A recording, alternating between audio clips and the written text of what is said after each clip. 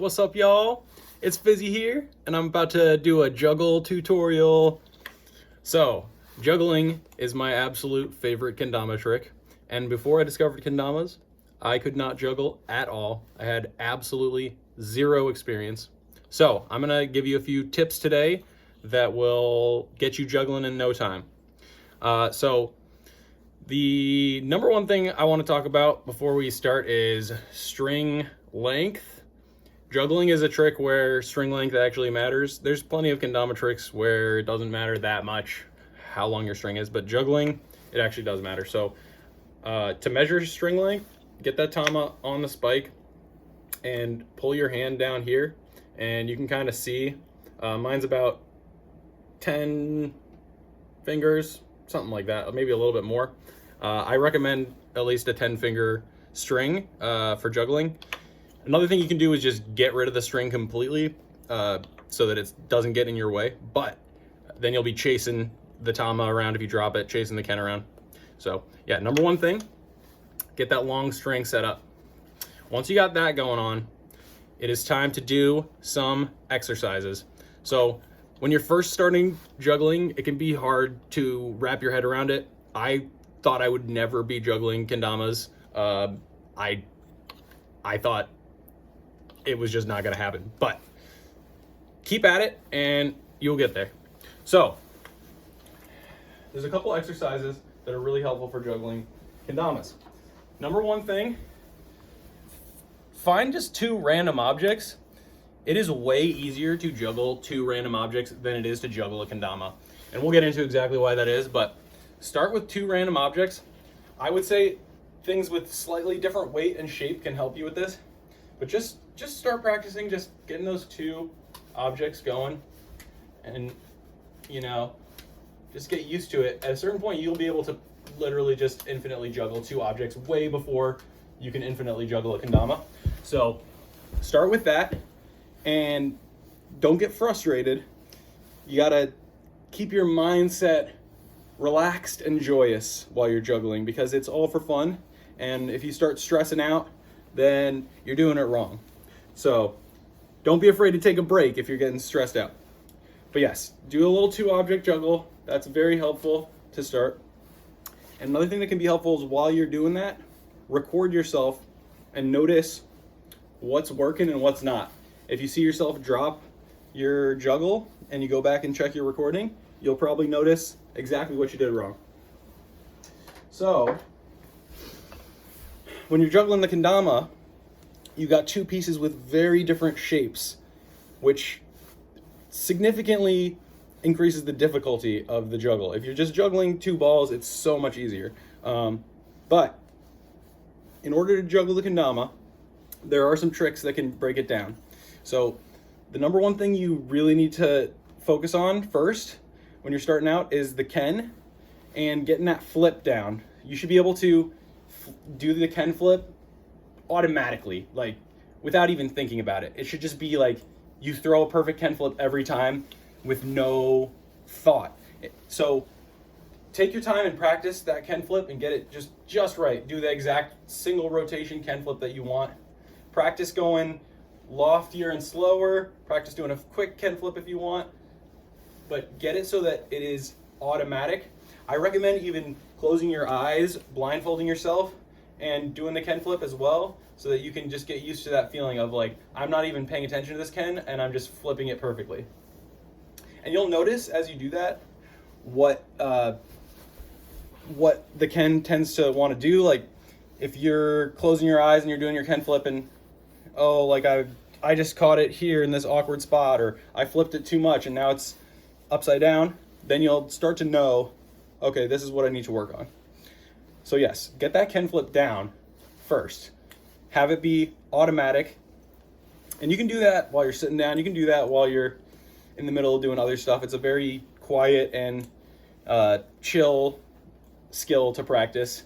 Once you got that ken flip down, there is another step that some people like to take, and it can be helpful, which is holding your tama with the offhand and doing the ken flip, but while the ken's in the air, tap that tama, just give it a little touch, while the ken flip's in the air. And that's kind of going to practice the motion of the juggle, where you're, every time that ken flip's in the air, you got to go bring that hand over to that tama.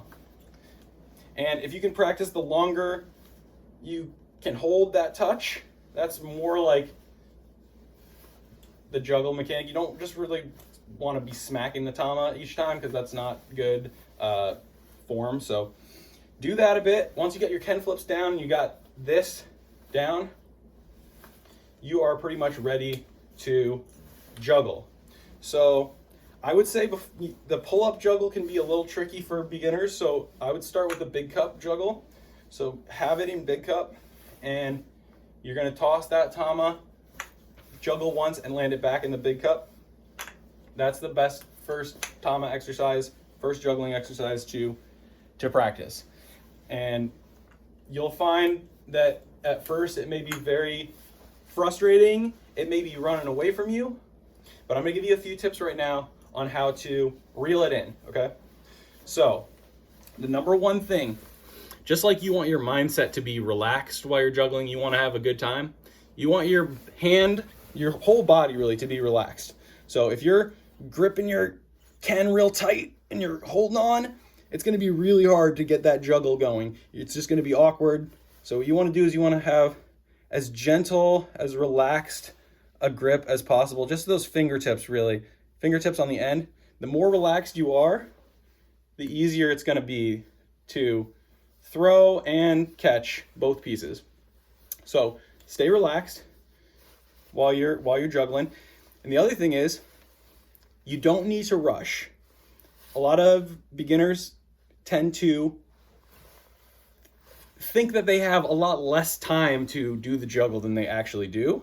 And the more you rush each move of the juggle, the more you're going to have to rush the next move. So if you throw your ken really fast, and then while it's in the air, you're running to chase the tama because you want to get it really fast, then every time you do something super fast, it makes it so that you have to do the next thing that much sooner. So on that note, another thing that can help you slow down is making sure you're juggling high up. So if you're juggling down by your waist here, it's going to be just a little bit harder. You got less time to do everything. So you definitely want to try to get it up at eye level. The higher up you have the juggle, the more time you have to do the moves, okay? So you want to keep it high.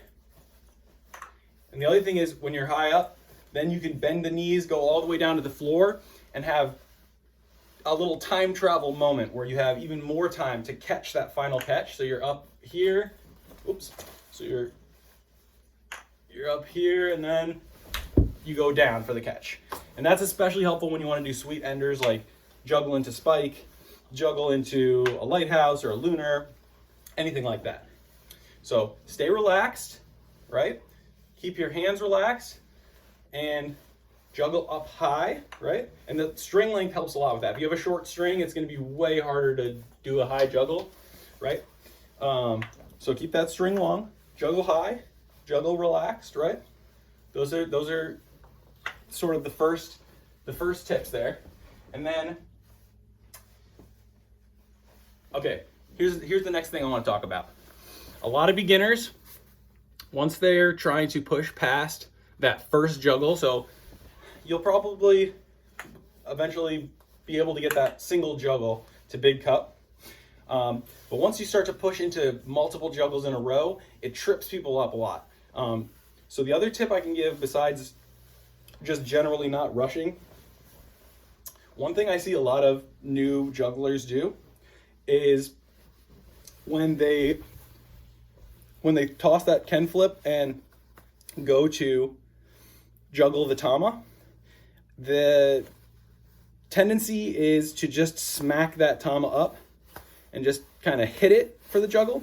So you can do that. Like, it's definitely possible to juggle that way, but it just makes it harder. So one thing you can do to practice here is just practice throwing and catching that tama with your fingertips gently. Really actually catch it and throw it, because in the juggle motion, you want to actually have a little moment where you really are controlling that tama. You're really holding it gently and you're tossing it. It's not just a smack. The more you smack it, the more it's just gonna have that chance to just run away from you. So if you're kind of really tossing it, you can just have way more time to continue that juggle and keep it going, right? So yeah, beware the tama tap. That is a huge pitfall, okay? The next thing is, once you get all that stuff down, you're gonna really want to have that toss and catch motion, because that is also what allows you to have what's called tama control, where you're actually paying attention to where this hole is so that you can land it on the spike right off of a juggle.